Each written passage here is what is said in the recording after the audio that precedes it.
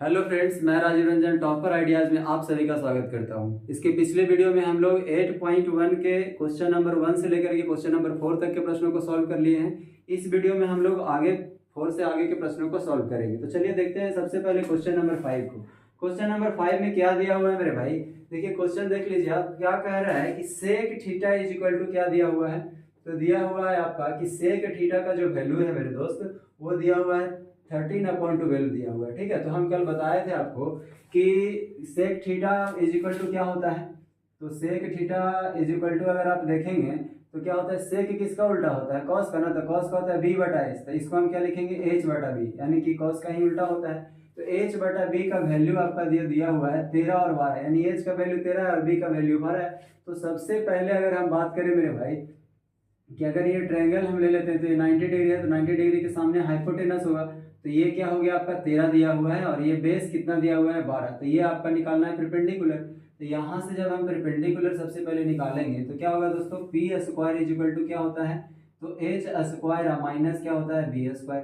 P का value निकालेंगे तो क्या हो जाएगा? Root under H square minus B square. ये सब हम बता चुके हैं पहले ही। ठीक है, तो यहाँ पे अगर देखिएगा तो p इज इक्वल टू क्या हो जाएगा दोस्तों? तो रूट अंडर 13 का स्क्वायर और माइनस में b का स्क्वायर कितना है? 12 का स्क्वायर। ठीक है, तो यहाँ से जब आप सॉल्व करेंगे तो आपको आएगा क्या कि p का वैल्यू जो आ जाएगा दोस्त, वो 13 का स्क्वायर कीजिएगा तो 169 होता है और माइनस 144 है। ठीक है, जब इसको सॉल्व करेंगे तो आपका कितना आ जाएगा? 9 में से 4 गया 5, 6 में से 4 गया 2, यानी 25 हो गया। यानी p का वैल्यू आपका कितना आ गया दोस्तों? 5 आ गया है। ठीक है, p का वैल्यू आपका कितना आ गया? 5। अब आप लोगों को क्या कह रहा है? तो देखिए हमें क्या पता हो गया, h पता हो गया है, b भी पता हो गया और p भी पता हो गया है। ठीक है, तो कोई भी ट्रिग्नोमेट्री रेशियो निकालने के लिए हमें यही तीनों चीज़ों को पता होना चाहिए। उसके बाद हमें कुछ भी पूछेगा तो हम लोग क्या करेंगे? निकाल लेंगे। अब जैसे देखिए p का वैल्यू हमारा कितना आ गया है? p का वैल्यू 5 आ गया है। अब हम लोग कुछ भी पूछता है तो क्या करेंगे? अब ये क्या कर रहे हैं? त्रिकोणमितीय अनुपात परिकलित कीजिए। त्रिकोणमितीय अनुपात का मतलब हुआ मेरे भाई कि साइन थीटा, उसके बाद फिर कॉस थीटा आप निकालिए, फिर टेन थीटा निकालिए, उसके बाद फिर क्या निकालिए? उसके बाद फिर सेक थीटा निकालिए, उसके बाद फिर कॉसेक थीटा निकालिए। ठीक है, उसके बाद कॉट थीटा निकालिए। ठीक है, ये सारे चीज़ों को निकालना है। तो हमें क्या करना है? 3 को निकालना है, उसके बाद उल्टा करके लिख देना है। जैसे sine theta is equal to हम जानते हैं मेरे दोस्तों कि p/h होता है। तो p का वैल्यू आपका कितना है? 5 है ना, तो 5 लिखिए और बटा में क्या हो गया? 12। कॉस थीटा का वैल्यू हमें पता है दोस्तों कि b/h होता है। तो b/h होता है, तो b का वैल्यू क्या है दोस्तों? तो 12 है। तो 12 बटा क्या हो गया? 13 हो गया। उसी तरीके से tan थीटा का वैल्यू p/b होता है। p बटा क्या होता है? b। तो p/b अगर देखेंगे तो 5/12, तो इसका क्या हो जाएगा? 5/12। अब यहाँ पे इन तीनों को लिखने में आपको ज़्यादा दिमाग नहीं लगाना है, क्योंकि सॉरी।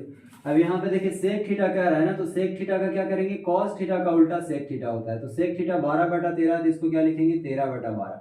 उसी तरीके से कॉसेक थीटा जो होता है साइन थीटा का उल्टा होता है, तो इसको क्या लिखेंगे? 5/12 है, तो क्या लिखेंगे दोस्तों? 12/5। और कॉट थीटा की बात करें तो टेन थीटा का उल्टा होता है, तो इसको 5/12 है, तो क्या लिखेंगे? 12 क्या लिखेंगे?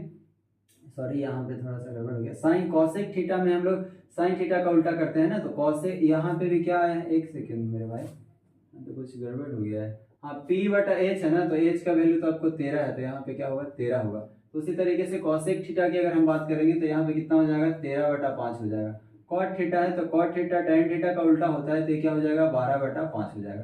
तो इस तरीके से आप त्रिकोणमितीय अनुपात जो है दोस्तों 6 अनुपात होता है। यही 6 को क्या करके हम लोग निकाल सकते हैं इस तरीके से। तो ये था आपका क्वेश्चन नंबर 5 का सोल्यूशन। उम्मीद करते हैं समझ में आया होगा। चलिए देखते हैं क्वेश्चन नंबर 6 को। देखिए क्वेश्चन नंबर 6 में क्या कह रहा है दोस्तों, पहले क्वेश्चन देख लीजिए। कह रहा है कि यदि एंगल ए और एंगल बी न्यून कोण हो, तो जहां cos a बराबर cos b है, तो दिखाइए कि एंगल ए बराबर एंगल बी। तो आपको क्या करना है? जैसे देखिए, अगर मान लीजिए कि ये एक ट्रायंगल हम बना लेते हैं, ठीक है, तो उसमें बोला है कि एंगल बी है और एंगल ए है, वो क्या है? न्यून कोण है। तो अगर हम इसको 90 बनाएंगे मेरे भाई, तो अब ये देखिए पूरा ट्रायंगल, आप पहले इसको समझिए। जैसे एक ट्रायंगल का पूरा एंगल का जो सम होता है कभी भी 180 से बड़ा नहीं हो सकता है। ठीक है, तो उसमें से एक एंगल अगर हम 90 डिग्री ले लिए हैं, तो दूसरा दोनों एंगल को मिलाकर के 90 डिग्री ही होगा, तभी तो दोनों मिलाकर के 180 होगा। तो 90 डिग्री से जो कम होता है उसको हम क्या बोलते हैं दोस्तों? तो लेस देन 90 डिग्री होता है, यानी 90 डिग्री से कम के जो एंगल होते हैं उसी को हम न्यून कोण कहते हैं। तो यहाँ पे ये दोनों जो एंगल है आपका, यही दोनों क्या होगा, न्यून कोण होगा। तो यहाँ पे क्या क्या नाम दिया गया है, तो एंगल ए और एंगल बी ना, तो एंगल ए, यहाँ पे ए लिख देते हैं, यहाँ पे बी, बाकी हम यहाँ पे सी कर देते हैं, ठीक है। तो एंगल ए और बी क्या हो गया, न्यून कोण हो गया।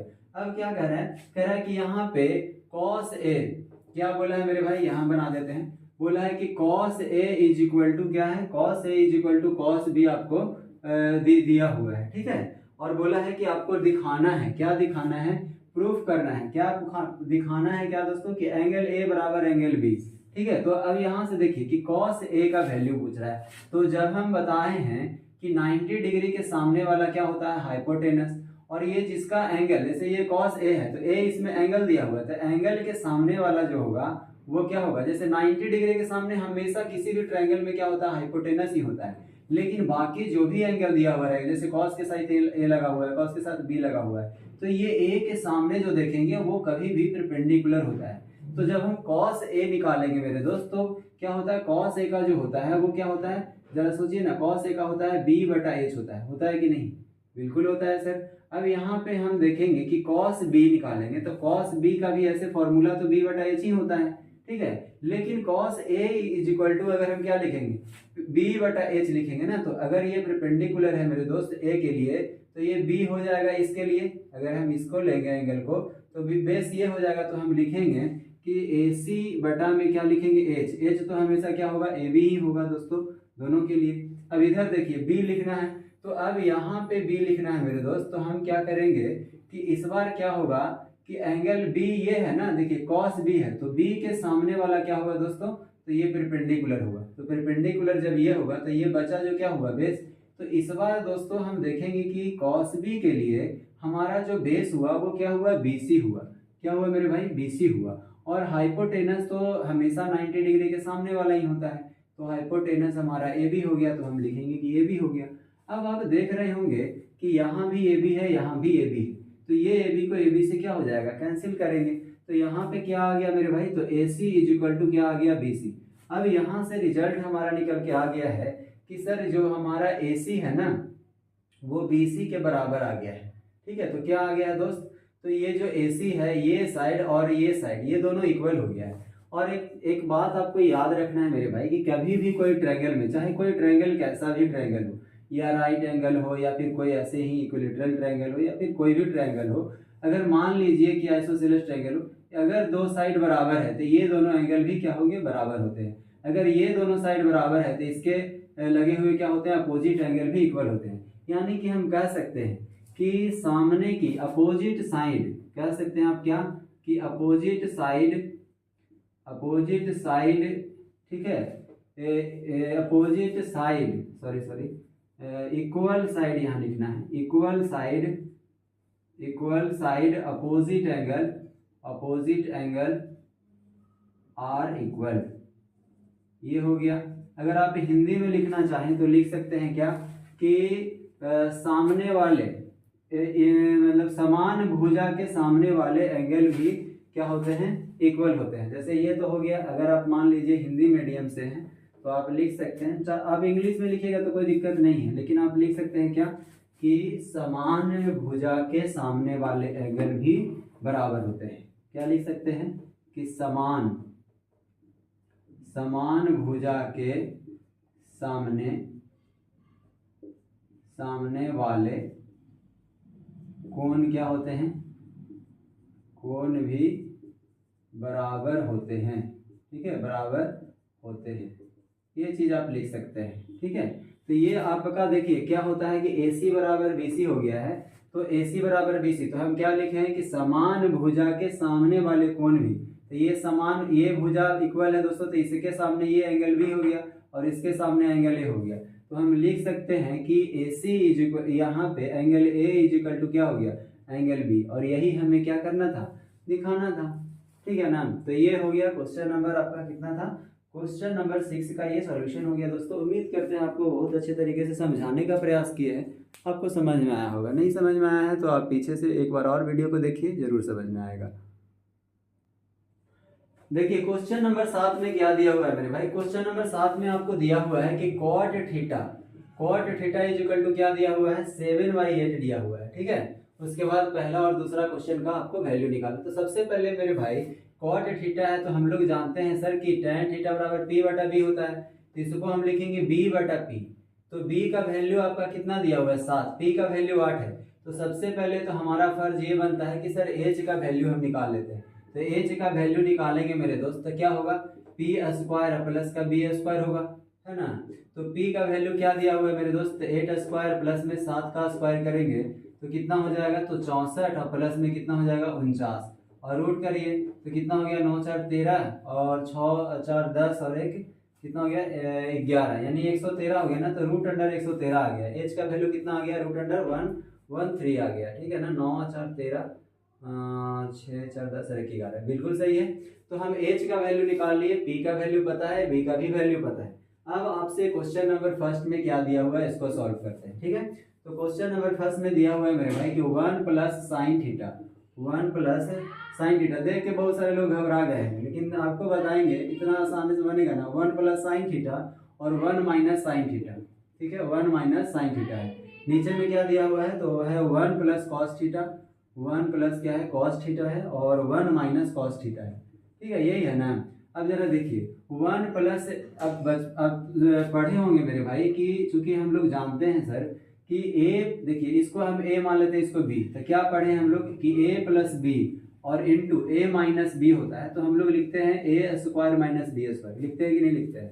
तो देखिए ये a प्लस बी है और a माइनस बी है, तो उसको क्या लिखेंगे a square minus B square. नीचे में भी उसी तरीके से है, पहले a प्लस बी और a माइनस बी है ना। तो इसको हम क्या लिखेंगे, इस फॉर्मेट में चेंज करेंगे। तो a के जगह पे यहाँ पे क्या है, 1 है, तो 1 है मेरे दोस्त, तो 1 का स्क्वायर करेंगे, माइनस करेंगे, और b है तो b के जगह पे साइन थीटा है, तो लिखेंगे साइन थीटा का स्क्वायर। क्या लिखेंगे दोस्त, तो साइन थीटा का स्क्वायर लिखेंगे, यानी साइन स्क्वायर थीटा लिखेंगे, ठीक है।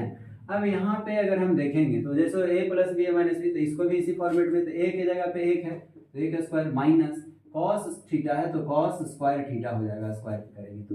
अब आपको पता होना चाहिए दोस्त कि 1 का स्क्वायर करेंगे तो क्या होगा, 1 ही होने वाला है, तो 1 माइनस साइन स्क्वायर थीटा।